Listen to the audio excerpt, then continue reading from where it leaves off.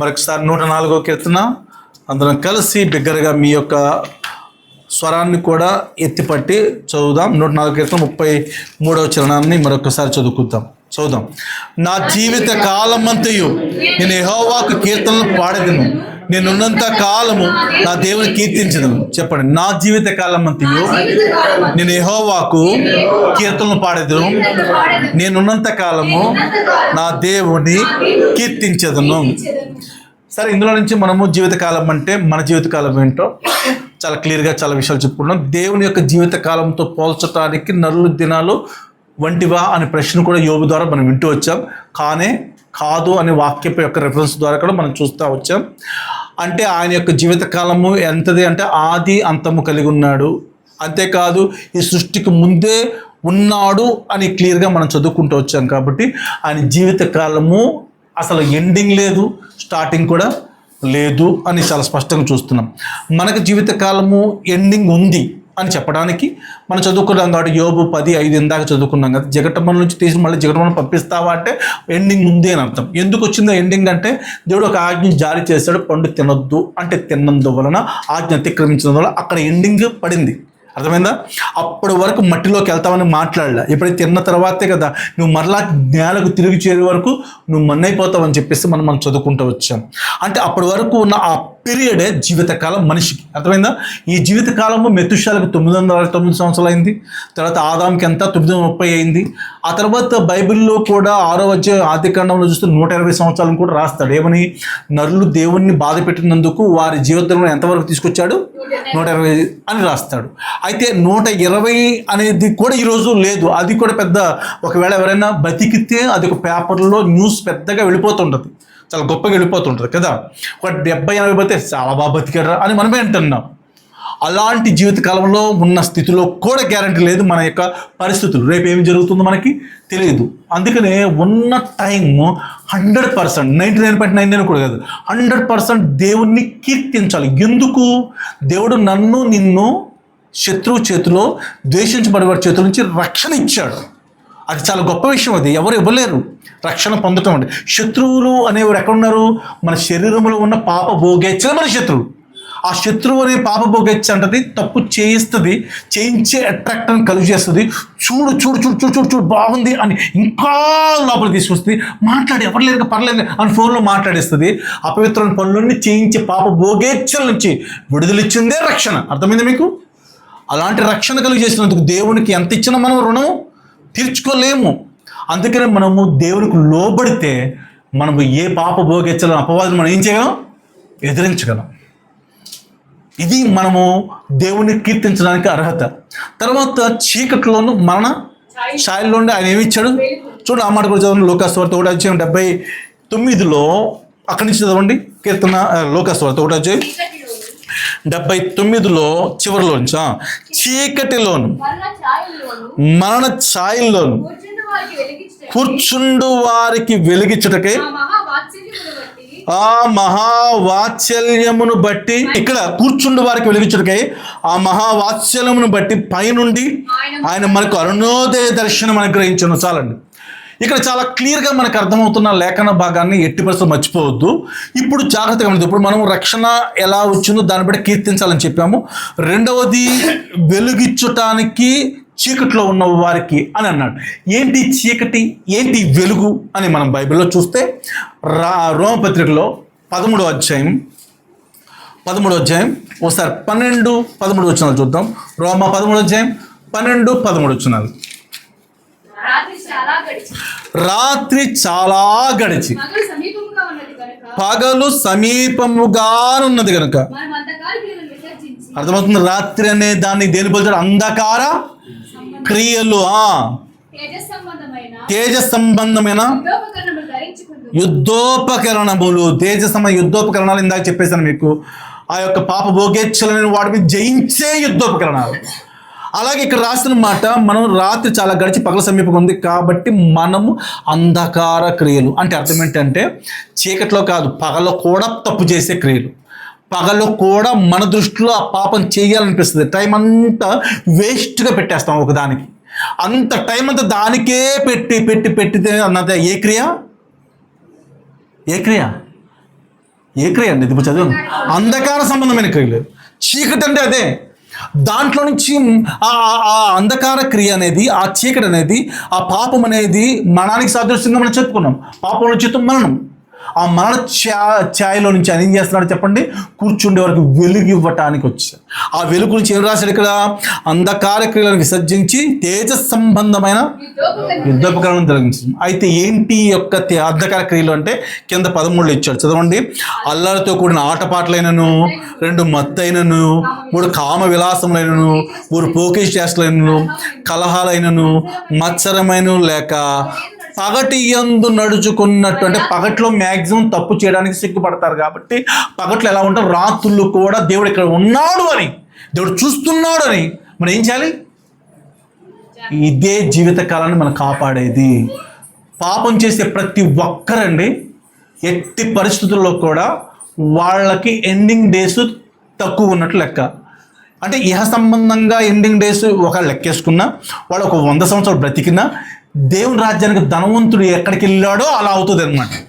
అదే కనుక నీవు నేను ఒకవేళ పాప సంబంధమైన క్రియలు విసర్జించి, లోకంలో సామెత ఉంది కదా ఏంటి? కాకై కలకాలం బ్రతికే కన్నా హంసే 6 నెలలు అనే పేరు ఎలా ఉందో, హంస అనే మాట తెలుపు పరిశుద్ధతకి సాదృశ్యం పెట్టుకుంటే తప్పకుండా మనం పరిశుద్ధంగా ఉంటే కొద్ది నిమిషాలు ఉన్నా చాలు. అది ఎవరు చేశారు? దొంగ చివరిలో ఒకే ఒక్క మాటతో ఏమైపోయాడు చెప్పండి? హంస అయిపోయాడు లేదా?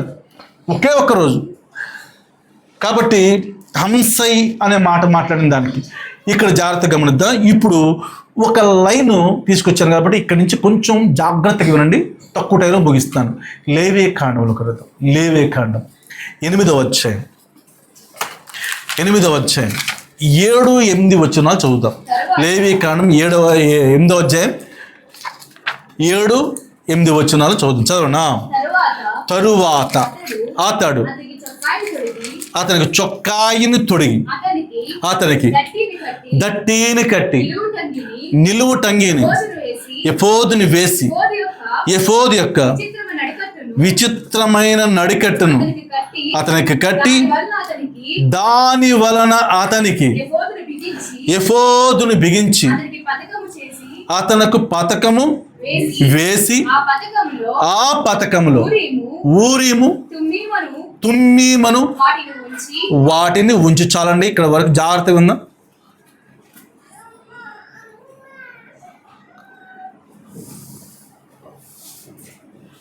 చాలా జాగ్రత్తగా ఉందా ఈ వాక్యం? ఇప్పుడు ఇక్కడ రాసిన మాటలో ఈ టాపిక్ అంతా చెప్పేటట్లు 2 పాయింట్లు మీకు చెప్పాలని హైలైట్ చేస్తున్నా. 8వ వచనం రాశాడు చూడు, ఊరీము తుమ్మీము. ఇవి ఎక్కడుంటాయి? ఎఫోదులో ఉంటాయి. ఎఫోదులో ఏంటి? న్యాయ విధాన పథకం అనేది ఉంటుంది. దాంట్లో 2 రాళ్ళు ఉంటాయి. ఆ న్యాయ విధాన పథకంలో గోత్రాలు పేర్లు సంబంధించిన ఉంటే యాజకులు వెళ్ళి వాటి గురించి ఏం చేస్తాడు? అక్కడ దేవుని సన్నిధిలో మందసంలోకి వెళ్ళి గుడారంలోకి వెళ్ళి ప్రార్థన చేస్తాడు. ఇప్పుడు జాగ్రత్తగా కొన్ని విషయాలు మీకు అర్థం అవడానికి ప్రయత్నం చేస్తాను. జాగ్రత్త చూద్దాం. చూడండి, బైబిల్లో నిర్గమకాండము మీకు అర్థం అవడం కోసం స్లోగా చెప్తున్నాను. నిర్గమకాండం 28వ అధ్యాయం 29వ వచనం చదవండి. 28-29వ వచనము.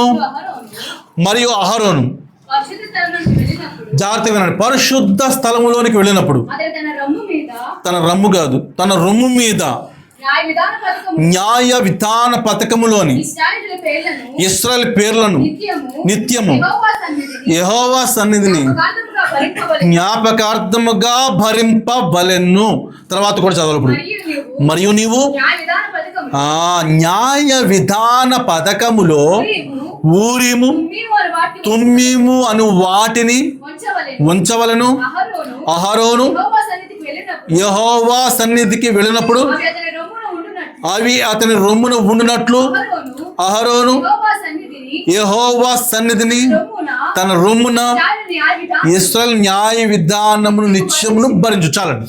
ఇక్కడ మీకు అర్థమవుతున్నది, యాజకుడుగా ఉన్న అహరోను లేకపోతే అతను గనక పరిశుద్ధ స్థలంలోకి వెళ్ళేటప్పుడు అతనికి ఏం చేస్తున్నారు చెప్పండి? న్యాయ విధాన పథకం ఎఫోదు ఉంటుంది. ఎఫోదు న్యాయ పథకంలో ఇశ్రాయేలు పేర్లన్నీ ఉంటాయి. ఆ తర్వాత ఇక్కడ రాసిన మాట ఊరీము తుమ్మీము అనే వాటిని ఉంచాలి. ఆయన వెళ్ళినప్పుడల్లా ఎక్కడికి వెళ్ళినప్పుడు చెప్పండి? లోపలికి పరిశుద్ధ స్థలంలోకి వెళ్ళినప్పుడల్లా కూడా అవి అతని రొమ్మున ఉండినట్లు అహరోను యెహోవా సన్నిధిని తన రొమ్మున ఇశ్రాయేలు న్యాయవిధంగా ఉండాలి. అంటే అతను పరిశుద్ధ స్థలంలోకి వెళ్ళినప్పుడల్లా కూడా ఏముండాలి? ఎఫోదు మీద న్యాయ విధాన పథకం మీద ఇశ్రాయేలు పేర్లు, వాటితో పాటు 2 రాళ్ళు. ఏంటి? ఊరీము తుమ్మీము. ఈ మర్చిపోవద్దు, ఇది మనకి 2వ వాక్య భాగంలో అంశం. చాలా జాగ్రత్తగా మంచిది. ఇంకా కొంచెం క్లారిటీ ఇస్తాను చూడండి.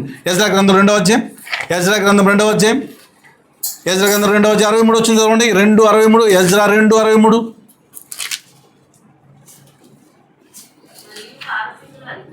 మరియు పారసీకుల అధికారి ఊరీమును తుమ్మీమును ధరించుకొనగల యొక్క యాజకుడు, చూడండి అది ఎంత జాగ్రత్తగా ఉండాలో చెప్తున్నాడు. ఏర్పడు వరకు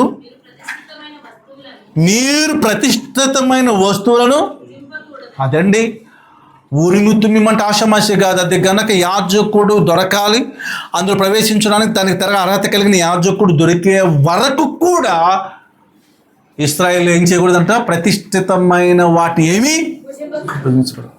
అంత జాగ్రత్తగా ఉండాలి ఊరిము తుమ్మిలో. ఎందుకు చెప్తున్నా మీకు అర్థమవుతుంది తర్వాత.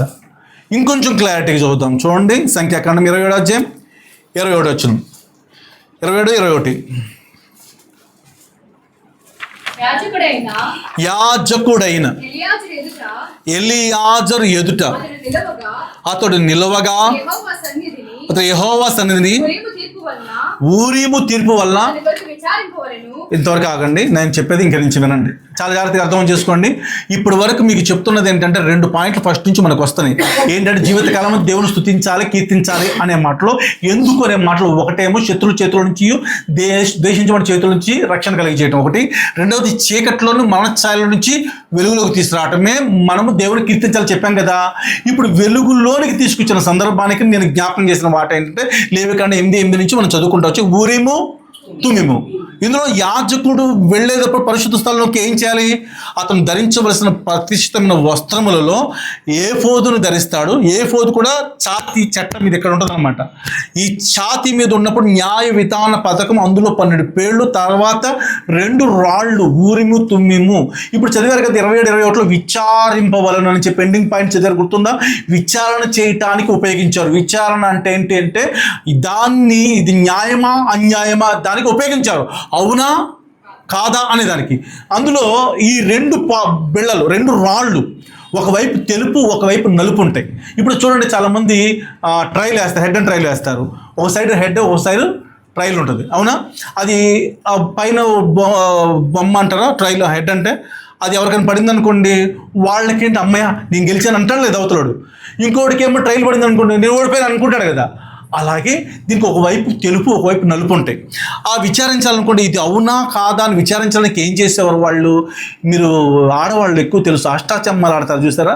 ఒకవైపు ఇప్పుడు ఆడట్లేదండి, ఇప్పుడు అంతా పోయింది అనుకో, అంతా అవసరమైతే అది కూడా దీంట్లో పెడతారేమో, దేంట్లో సెల్ల పెడతారేమో, అష్టాచమ్మ పెట్టి అది కూడా ఆడేస్తారు. ఇప్పుడు ఉందా? ఫస్ట్ టైం నేను వింటాం, నిజంగా ఫస్ట్ టైం వింటాం. చూడండి ఎలా వచ్చిందో సమాజం, ఎలా తయారైందో. అయితే అవి వేస్తున్నప్పుడు ఏమవుద్ది అంటే తెల్లగా పడితేనేమో ఒకటి, ఎర్రగా పడితే ఒకటి, అట్లా ఉందో. సేమ్ ఇది కూడా ఈ 2 రాళ్ళు వేస్తున్నప్పుడు తప్పకుండా వేసిన తర్వాత ఇప్పుడు ఒక సందర్భం నువ్వు అవునా కాదా అని చెప్పగల హెడ్ అండ్ ట్రైల్ వేసినట్టు వేస్తే తెలుపుగా పడితేనేమో వాళ్ళ విషయంలో అవును సక్సెస్ అనమాట. అర్థమవుతుందా? నల్లగా పడితే వాళ్ళకి నష్టం, ఫెయిల్యూర్. ఇలాగ దాన్ని విచారణ చేసేవారు, వాటికి ఉపయోగించేవారు. దేన్ని? ఊరీము తుమ్మిము. అందుకని ప్రతి చోట మీరు తర్వాత చదువుకోండి, ఇంకా చాలా రెఫరెన్స్ ఉంటాయి, వాద్యం అంతా చదువుకోండి. తప్పకుండా విచారణ కోసం ఉపయోగించిన వాటిని ఉపయోగించారు. ఓకే, ఇప్పుడు వీటిలో అర్థాలు చెప్తాను వినండి. ఊరీము అనే మాటకు కాంతి లేక వెలుగు అని అర్థం. చెప్పండి అండి. ఊరీము అంటే కాంతి లేక వెలుగు అని అర్థం. తుమ్మిము అంటే సంపూర్ణత లేక పరిపూర్ణత అని అర్థం. అర్థమవుతుంది నేను చెప్పిన మాట. ఈ మాటల గురించి చాలా జాగ్రత్తగా విందాం, చాలా తక్కువ టైంలో ముగిస్తాను. ఇప్పుడు వెలుగు అనే మాట దేనికి పోల్చాడు వాక్యంలో? ఎందుకంటే ఇందాక మీకు చెప్పాను, చీకటిలో నుంచి మరణఛాయల నుంచి కూర్చుండే వారికి ఏమి ఇవ్వడానికి వచ్చాడు ఆయన? వెలుగు ఇచ్చినందువల్ల మనం కీర్తించాలని చదువుకున్నాం కదా. ఆ వెలుగు గురించే ఊరీము అని అర్థం. ఊరీము అంటే వెలుగు అనేది చూస్తే ఇప్పుడు ఊరీము తుమ్మిము విచారించడానికి ఎలా ఉపయోగించాడో మనం ఈ వెలుగు అనేది బైబిల్ ఏం చెప్తుందో చూద్దాం. 119వ కీర్తన 105వ వచనం. నీ వాక్యము నా పాదములకు దీపమును నా త్రోవకు వెలుగై ఉన్నది. అర్థమైందా? ఇప్పుడు వాక్యమే ఏంటి చెప్పండి మీరు? వెలుగు. ఇప్పుడు మనం విచారించాలంటే ఎక్కడ రావాలి? ఉరీము అని చెప్పబడుతున్న వాక్యము దగ్గరకు వస్తే వాక్యమే నీతో మాట్లాడుతుంది. 50వ వచనంలో ఏమంటాడు? నీ వాక్యము నా పాదంలో 50 చరణం 119:50.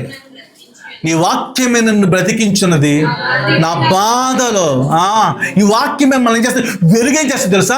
చీకట్లో ఉన్న వాళ్ళకి బాధ ఉన్నట్టు లెక్క. కాబట్టి ఆ బాధని అంధకార క్రియల నుంచి విడిచి దేనిలోకి తీసుకొస్తా? నేను వెలుగులోనే తీసుకొస్తాను. అందుకని నీ వాక్యం నా పాదములు దీపము నా త్రోవకు వెలుగు అంటాడు. వాక్యం గురించి ఇంకా అదే 130లో ఏమంటాడు? 119:130లో చూడండి. 119:130లో నీ వాక్యం వెల్లడి అగుట తోడనే వెలుగు కలుగును. అర్థమవుతుంది మీకు?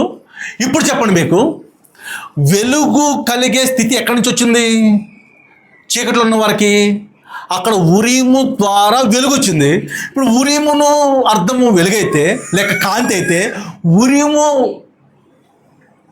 వెలుగు అనే కాంతి లేకపోతే వెలుగు ఉంది కదా, అది దేనికి పోల్చాడు బైబిల్లో? వాక్యానికి పోల్చాడు. వాక్యం వెల్లటి అగుటతోడనే వెలుగు కలుగును అంటున్నాడు. చెప్పండి, ఏమన్నాడు? వెలుగు కలుగును అన్నాడు. ఇప్పుడు వాక్యం వెలుగైతే, వాక్యం ఉన్న ప్రతి చోట మనము వెలుగులో ఉన్నట్టే. వెలుగులో ఉన్నామంటే అంధకార క్రియలు విసర్జించినట్టే. అదే ప్రభువు నీకు నాకు విచారణ చేస్తున్నాడు. నువ్వు సరైన విచారణలోకి రావాలంటే వాక్యం దగ్గరికి రావాల్సిందే. అదొక భాగం. రెండవది తుమ్మీము అంటే ఏం చెప్పాను మీకు? సంపూర్ణత లేక పరిపూర్ణత అని అర్థం.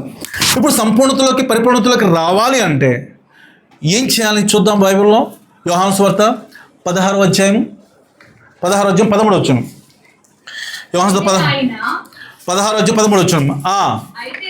అయితే ఆయన అనగా సత్య స్వరూపి అయిన ఆత్మ వచ్చినప్పుడు, సత్య స్వరూపమైన ఆత్మ వచ్చినప్పుడు ఎక్కడ నడిపిస్తారంట? సర్వసత్యం అంటే సంపూర్ణత, పరిపూర్ణత, అంతే కదా? సర్వం సత్యం కంప్లీట్ అయిందా లేదా? ఎవరు వచ్చినప్పుడు? ఆయన వచ్చినప్పుడు. ఆయన అంటే ఎవరు?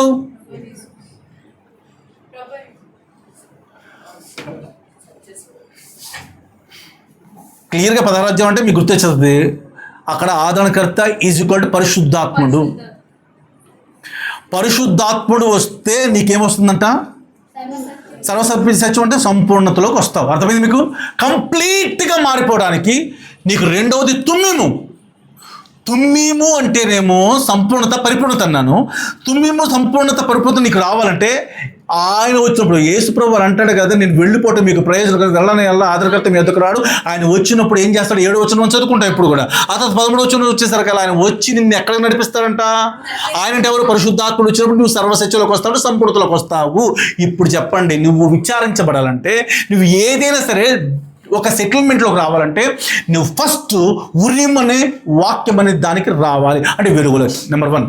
రెండవది విచారణలోకి రావాలంటే దేన్ని ఎవరు నడిపిస్తూ ఉండాలి? నువ్వు తుమ్మీము అనే విచారణకు సంబంధించిన సర్వసత్యం అనే సంపూర్ణత అనే పరిశుద్ధాత్మలోకి రావాలి. అర్థమైంది మీకు నేను చెప్పింది? ఇప్పుడు పరిశుద్ధాత్మ డైరెక్ట్ కనపడ్డండి. మన అంతరంగానికి కొన్నిసార్లు ఒక ప్రేరేపణ ఇస్తాడు. కొన్నిసార్లు నిజంగా దేవుని చిత్తం కనిపెట్టలేము. మనం దేవుని చిత్తం కనిపెట్టలేనప్పుడు మనం సొంతంగా చేసే ప్రభు నీ చిత్తం అనే మళ్ళీ ప్రార్థనలు, ప్రభు నీ చిత్తం అంతా చేసావు. ఏది మనం చేయాల్సింది చేసి అది ఎవరి చిత్తం పెడతాం? మన డైలాగు చెప్పండి, ఎవరి చిత్తం అంటాం? మన సొంత చిత్తం చేసి దేవుని చిత్తం అన్నావా? చాలా చాలా చాలా ప్రాబ్లం ఫేస్ చేస్తుంది. మన సొంత చిత్తం ఎప్పుడు చేయకూడదు. దేవుని చిత్తం అది కష్టమైనా కూడా దాన్ని రిసీవ్ చేసుకోవడం చేత అయితే తప్పకుండా ఇహ సంబంధంగా రిజల్ట్ ఉంటుందో లేదో నాకు తెలియదు, కానీ డెఫినెట్గా ఇందాక చెప్పిన జీవితకాలం అనే ఆ కొద్ది టైమింగ్లో మనం ఆయన దగ్గర ఉంటాం. అది చాలా గొప్ప విలువైన స్థానం అండి. ఆ స్థానం కోసమే కష్టమైన నష్టమైన భరించవలసిన బాధ్యత మనకి దేవుడు ఇస్తున్నాడు. ఇప్పుడు జాగ్రత్తగా ఒక మాట మీకు జ్ఞాపకం, ఒక బైబిల్ ఒక ఆయన ఉన్నాడు, ఆయన ఎవరి చిత్తం ఎలా విచారించాడో చూద్దాం. అర్థమైతే విచారణ చేయటం అనేది వాక్యం ద్వారా, రెండోది పరిశుద్ధాత్మ ద్వారా అని చెప్పాను కదా మీకు. ఇప్పుడు చూద్దాం న్యాయాధిపతులు 6వ అధ్యాయం ఒక్కసారి 37 నుంచి చూద్దాం. 37 నుంచి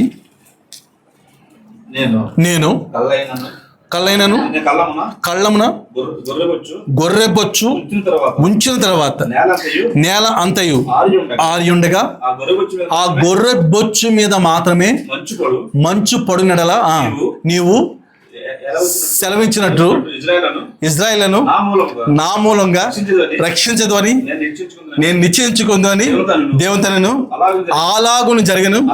అతడు ప్రొద్దుట లేచి ఆ బొచ్చును విడిచి నీళ్లతో విడిచి కాదు పిడిచి అనుకుంటా చూడండి, పిడిచి నీళ్లతో పాత్ర నిండు వరకు ఆ బొచ్చు నుండి మంచును నిండిన చాలా త్వరగా కాకండి. నా టాపిక్ ఏంటంటే ఇక్కడ మీరు బాగా గమనిస్తే అమాలేకులు వీళ్ళ మీద యుద్ధం జరగడానికి వెళుతున్నప్పుడు ఇశ్రాయేలు మీద నేను గెలుస్తానా లేదని చెప్పేసి తను ఎవరి దగ్గర విచారణ చేస్తున్నాడు? దేవుడి దగ్గర విచారణ చేస్తున్నాడు. విచారణ చేస్తున్నప్పుడు దేవుడు ఏం చెప్తాడో అనేది ఆలోచించే ముందు తను ఒక టెస్టింగ్ దేవుడికి పెడుతున్నాడు. ఎవరు? గిద్యోను. నిజంగా ఇది ఎంత గొప్ప విషయం తెలుసా? దేవుడు టెస్టింగ్ పెడితే తీసుకుంటాడు. ఎందుకంటే నువ్వు పరిశుద్ధంగా ఉన్నావు కదా, అందుకు తీసుకుంటాడు. ఎలా అంటే ఇప్పుడు టెస్టింగ్ పెడుతూ అన్నాడయ్యా, ఇదిగో అక్కడ గొర్రెబొచ్చు ఉంది కదా, ఒకవేళ మంచు పడింది అనుకోండి, మంచు పడిన తర్వాత నీళ్లు మంచు ఆ గొర్రెబొచ్చు తడిపిన తర్వాత అది ఆ గొర్రెబొచ్చును పిండితే ఏం రావాలి? నీళ్లు రావాలి. అంటే మంచు పడిన తర్వాత నీళ్లు రావాలి. ఇప్పుడు వస్తే ఇశ్రాయేలు నువ్వు గెలిపిస్తావని నేను నమ్ముతాను, అర్థమవుతుందా మీకు అని అక్కడ పెట్టాడు. అంతవరకు అనిపించిన తర్వాత మళ్ళా డౌట్ ఇచ్చిందేమో, తర్వాత వచ్చిన చూద్దాం. ఇప్పుడు అతడు పొద్దుడు లేచి ఆ బొచ్చును పిడిచి నిండు వరకు పిండిన తర్వాత కూడా అప్పుడు గిద్యోను నీ కోపము నా మీద ఉండనీయకము అంటే ఇంకొకసారి రిక్వెస్ట్ చేస్తున్నాడు. అయ్యా ఇంకొకటి మళ్ళీ క్లియర్గా అవునో కాదో అనుమానం ఎందుకు అన్నట్టుగా ఇంకో ప్లాన్ చేశాడు. చెప్పనా? ఇంకొక మారే ఆ బొచ్చు చేత శోధింపసేలవేమో నేల అంతటి మీద మంచు పడి ఉండగా ఆ బొచ్చు మాత్రమే పొడిగా ఉండనిమ్మని దేవునితో అనగా ఆ రాత్రి దేవుడు అలాగు చేశాను. నేలంతటి మీద మంచు పడినను ఆ బొచ్చు మాత్రం పొడిగా ఉంచి. అదండి దేవుడు చేసే చిత్తం. దేవుడి కోసం విచారణ పడుతూ నిలబట్టడానికి చేతబడాలి. మనకి ఎలా నిలబడాలో తెలుసా? ఈ గిద్యోను అంటున్నాడు. ఫస్ట్ ఒక డౌట్ వచ్చింది, అయ్యా ఇస్రాయేలు కాపాడతావో వాళ్ళ మీద అమాలేకుల మీద నాకు తెలియాలంటే ఒక టెస్ట్ చేస్తున్నాడు, ప్లీజ్ ప్రభా అని రిక్వెస్ట్ చేస్తూనే ప్రార్థన చేస్తున్నాడు. ఏమని? అయ్యా ఇదిగో మంచు పడిపోతే అది పిండితే నీళ్లు రావాలన్నాడు. వచ్చినాయి లేదా? ఫుల్గా వచ్చేసింది. వచ్చిన తర్వాత మరలా అవునో కాదో అని మళ్ళీ రెండోసారి కన్ఫర్మేషన్ కోసం అయ్యా కోప్పడద్దు ప్లీజ్ రిక్వెస్ట్ చేస్తున్నాను అంటూ బతిమలాడుతూ ఈసారి నువ్వు నీళ్లు పిండితే వచ్చినాయి కదా, మళ్ళీ మంచు పడినా కూడా అది ఎలా ఉండాలి? ఈసారి పొడిగా ఉండాలి. విచారణ చేస్తున్నాడు దేవుడి దగ్గర. ఆషామాషి కాదు అన్నమాట. పర్ఫెక్ట్గా ఉన్నవాడు చేయగలరు అన్నమాట. గిద్యోను చేస్తున్నాడు. చేసిన తర్వాత చూస్తే పొడిగా ఉందా లేదా? ఇదండి దేవుని చిత్తంలో తెలుసుకోవటం. చాలాసార్లు నిజంగా కొన్నిసార్లు పడిపోతాం, కానీ కొన్నిసార్లు అది కష్టంగా అనిపిస్తుంది. దేవుని చిత్తం అని మన అంతరంగా తెలుస్తుంది. అయినప్పటికీ కూడా మనం అనుకున్న చిత్తం చేసి దేవుని చిత్తం అండి అంటాం. ఏం జరిగినా దేవుని చిత్తం అని పాట పెట్టారు ఒకళ్ళు కదా. ఎన్ని జరిగినా ఏది ఎందుకు జరుగుద్ది? దేవుని చిత్తం. దేవుని చిత్తము అలా జరగదు. మనము దేవునికి ఇష్టమైన రీతిలో విచారణ చేస్తే దొరికిద్ది. విచారణ చేయటానికి ఉపయోగించిన ఉరిమి తుమ్మిమ వలె ఉరిమంటే వెలుగుని వాక్యం దగ్గరికి మనం రావాలి. తుమ్మిమనే పరిశుద్ధాత్మ దగ్గరికి లీడింగ్లోకి మనం వస్తే ఇప్పుడు మనం చేయగలం ఏంటి తెలుస్తా? దేవుని దగ్గర విచారణ చేసి ప్రభా నేను ఇలా చేయమంటారా? అంత లోతుగా మనం ప్రయత్నం చేస్తాము. ఇంకా లోతుగా వెళ్ళాలని అర్థం. నేను ప్రయత్నిస్తే మీరు ప్రయత్నం చేస్తున్నారేమో, వెళ్ళాలని అర్థం. కాబట్టి ఎప్పుడు ఈ విచారణ చేశాడు కాబట్టి దేవుని చిత్తం అని అర్థమైంది ఎవరికి? గిద్యోనికి. కానీ కొంతమంది ఏం చేస్తారు చెప్పండి? కొంత దేవుని చిత్తం చేసి కొంత మన చిత్తం చేసి మొత్తం కలిపి దేనితో పోలి చిత్తం కలగపలగం చేసి దేవుని చిత్తం అంట. ఒకసారి చూద్దాం. సమూయేలు మొదటి గ్రంథం 15వ అధ్యాయం 5వ అధ్యాయం 15వ అధ్యాయం మొదలు వచ్చింది చదవండి. పిలిచి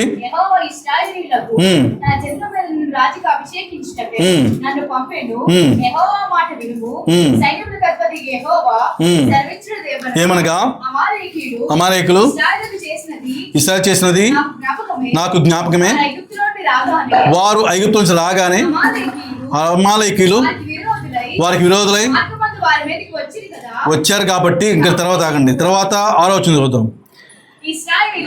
ఇశ్రాయేలీయులు వచ్చినప్పుడు మీరు వారికి ఉపకారం చేసి కనుక అమాలేకీయులతో కూడా నేను మిమ్మల్ని నాశనం చేయకున్నట్లు బయలుదేరిపోడని వర్తమాన పంపగా. చూడండి, అమాలేకీయులైన వాళ్ళు శత్రువులు కదా, అలాంటి వాళ్ళ గురించి ఏం చేస్తారంటే వాళ్ళు గనక ఇలా చేస్తే వాళ్ళని వదిలేసేస్తామని చెప్పేసి అనుకున్నాడు. ఎవరు? సౌలు. మీరు బాగా గమనించండి, పైన అంటే మొత్తం చదివించలేదు మీకు. అక్కడ దేవుని సన్నిధిలో అభిషేకించబడిన రాజుగా ఉన్నాడు కాబట్టి సమూయేలు ద్వారా పంపించిన ఈ యొక్క ప్రవక్త సమూయేలుతో పంపిస్తున్నప్పుడు ఏం చేస్తాడంటే అమాలేకీయులు ఇశ్రాయేలుకు చేసినది నాకు జ్ఞాపకమే అని చెప్పి ఐగుప్తులో నుంచి రాగానే అమాలేకీయులు వారికి విరోధులే మార్గమందు వారి మీద వచ్చారు కదా అనేది చెప్పినప్పటికీ కూడా ఇతను ఏమనుకున్నాడంటే అంతకుముందు మనకి హెల్ప్ చేశారు కదా అన్నట్టుగా ఇక్కడ చూడండి, ఆలోచన ప్రకారంగా ఐగుప్తుల నుంచి వచ్చినప్పుడు మీరు వారికి ఉపకారం చేసిద్దరు కాబట్టి అమాలేకీయులతో కూడా నేను వారిని నాశనము అంటే అర్థం ఏంటి? అమాలేకీయులు నాశనం చెయ్యాలా చేయకూడదా? శత్రువులను చంపాలా వద్దా? చంపాలి. కానీ తను చేసింది ఏంటో తెలుసా? దేవుని చిత్తములో ఈ అమాలేకీయులను శత్రువులు చంపవలసిన వాడు చంపక వాళ్ళని ఏం చేశారు చెప్పండి? తన చిత్తములో వాళ్ళు ఏదో కొంచెం హెల్ప్ చేశారని చెప్పి వదిలిపెడుతున్నట్టు కనపడుతుందా లేదా మీకు? అది 22వ వచనంలోకి రండి, ఇప్పుడు మీకు అర్థమవుతుంది. 22వ వచనం 22. అందుకు సమూయేలు తాను సెలవిచ్చిన ఆజ్ఞను గైకొనుట వలన. ఒకసారి 10వ వచనం చదవండి, 10వ వచనం కూడా. అప్పుడు యెహోవాకు ప్రత్యక్షమై ఇలాగ సెలవిచ్చును. ఇది బాగా వినండి. సౌలు నన్ను అనుసరింపక వెనుక తీసి నా ఆజ్ఞలు గైకొను పోయెను గనుక అతని రాజుగా నిర్ణయించినందుకు ఎవరు పశ్చాత్తపడుతున్నారంట? చూడండి ఎంత బాధ. ఎందుకంటే నా మాట అనుసరించలేదు. రాజుగా చేసిందేమో నేను, రాజుగా చేసిన నేను, నా మాట ఎవరు వినలేదు. ఇప్పుడు ఇది మీరు గమనించాలి. ఈరోజు విచారణ చేస్తున్నప్పుడు విచారణలో దేవుడు చెప్పినట్టుగా చేసిన గిద్యోను వలె ఉండాలి. విచారణ చేస్తున్నప్పుడు సౌలు మాత్రం తను అనుకున్నాడు కదా అమాలేకులు ఇదివరకు ఏదో చేశారు కాబట్టి వాళ్ళకి ఏం చేస్తాడు, విడిచిపెట్టడం జరిగింది. అందుకు దేవుడు అంటున్నాడు అతన్ని నేను రాజుగా చేసినందుకు. కూర్చోమ్మా, కూర్చో, నువ్వు కూడా కూర్చో. కాబట్టి విచారణ చేసినందుకు ఏం జరిగింది? పశ్చాత్తపడుతున్నాడు. తర్వాత ఏం రాశాడు? కోపావేశుడు రాత్రి అంతా యెహోవాకు. తర్వాతకి ఇప్పుడు సమూయేలు మొదలు పెడుతున్నాడు. తర్వాత 22లోకి రండి. అందుకు సమూయేలు అంటున్నాడు సెలవిచ్చిన ఆజ్ఞను గైకొనుట వలన. గైకొంటే యెహోవా సంతోషించినట్లు ఒకడు దహన బలులను అర్పించడం వలన ఆయన సంతోషించునా. అంటే ఎందుకంటే పైన మీరు వచ్చిన చదవలేదు కదా, చదువుకున్న తర్వాత 12-13 వచ్చిన ఇలా చదివితే అతను ఏం చేశాడంటే దేవుడు ఇలా చేసినందుకు చాలా చాలా చాలా బలులు అర్పించాడు కాబట్టి ఏమనుకుంటున్నాడు, నేను అర్పించాడు కదా అనుకుంటున్నాడు. అందుకే ఇక్కడ చెప్తున్నాడు అనమాట. ఏమని? ఒకడు ఎంత బలు అర్పించినా దేవుడు సంతోషిస్తాడా? దేవుడు సంతోషిస్తాడని రాశాడు ఇక్కడ. దేవుని మాట గైకొనుట వలన. చదవండి అన్నమాట. ఆలోచించుము, బలు అర్పించడం కంటే ఆజ్ఞను గైకొనుటయు, పొట్టేలు క్రొవ్వు అర్పించడం కంటే మాట వినుటయు. ఇదండి విచారణ. ఇలాంటి విచారణ చేయవలసిన సౌలు మనలో చాలామంది ఉన్నారు. సౌలు అంత పరిశుద్ధుడుగా ఉన్నాడని పేరు కలిగిన రాజు చేత అభిషేకించబడినప్పటికీ, రాజు చేత అభిషేకించబడినప్పటికీ ఏం జరిగింది చెప్పండి? దేవుని మాట విన్నాడా? వినలేదంటే సగం ఏమో దేవుని చిత్తం చేశాడు, సగం మనం చాలాసార్లు అంతే. గతించిన 2 వారాల క్రితం కూడా అంతే కదా, సొంతగా తన చిత్తం కొంత ఉంటుంది. ఎవరు అననీయ సభ్యులు కూడా కొంత దాచుకుని కొంత ఇచ్చారు. చెప్పండి, ఏం చేశారు? కొంత దాచుకున్నారు, కొంత ఇవ్వాల్సింది మొత్తం ఇవ్వలేదు దేవునికి.